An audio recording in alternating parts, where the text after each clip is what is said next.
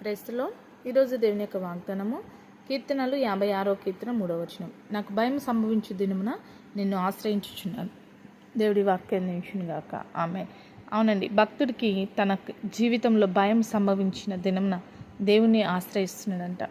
మనం కూడా చాలాసార్లు భయపడుతున్న పరిస్థితులు వస్తున్నాయి. ఎవరిని ఆశ్రయిస్తున్నాం? మనుషుల్ని ఆశ్రయిస్తున్నామా?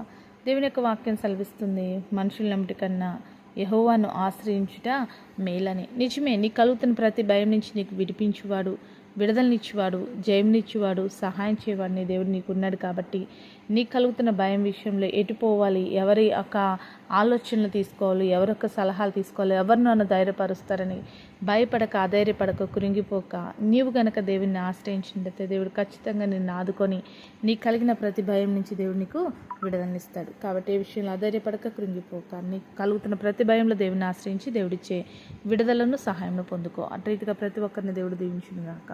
ఆమేన్. ప్రార్థన చేసుకుందామండి. సకల ఆశీర్వాదాలకు కారణభూతమైన మా ప్రియపరులకు తండ్రి, ఈ యొక్క ప్రార్థనలు ఎక్కిస్తున్న ప్రతి బిడ్డను జ్ఞాపకం చేసుకోండి.